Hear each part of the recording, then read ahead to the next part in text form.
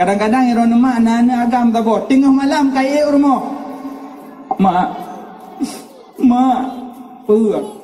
Elok mak aku nak jauh Medan. Buat Medan tengah malam. Aku dek beli mak kampung. Punya langit-langit, punya bunga-bunga. Kau susah aku mau dek. Tu tak. Mak cek aku rumah ni kat lan di rumah pita batuk rubah. Di kulumbu ron mak ni ya Allah ya Tuhanku ditikuh tiap malam mi pajuh ke ron. Be ke ngangkat maten 30 tahun mak.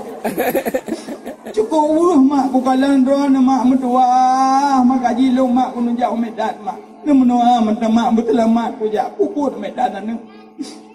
Mek nak perawat kau mak. Nak meta be mak.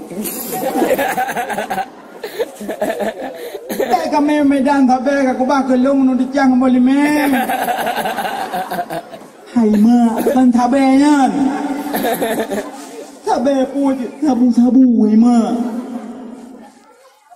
Udah mantap bek ke raya tak ada mutu. Oh kalau aku paket 2 kilo, menyolewan mak, tumpuk peng mong em. Aku wala Medan, rumahnya datut. Malayan tu. Kau kata-katanya turun mendu, menong plus primen tu. Dan ini tindau ke dia boleh teng itu. Nyapu dia sobro nyo tabi. Nyai ron bajaro jika dia dikatakan tu tabi. Nyo karek-karek nyo pindah kublo gling Medan dari Jaro tu mungkin tu. Pokoknya mewah.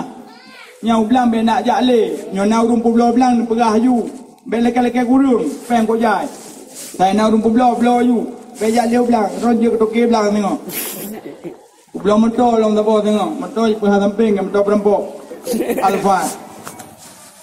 Tenang daron mak. Mereka nak motor kau tapi tak nak baru likut duk tapi dan wa kamu icam muka ngatap. Noronya blo motor tabo. Kau jiran mak tenang motor. Mangku perah baron mak, entu ada lepas long ujak nemua wujud. Betul mak. Dia cik mana yang enggak berah. Ibadah ni itren you. Kepada mai kerja umang ketu semayang. Bila ketu semayang kebut je doh ya Allah ya Tuhanku nabi anak long boleh lewat tabu-tabu baik ke drop. Nyan mai ngan anu tadup. Jen tak bawa.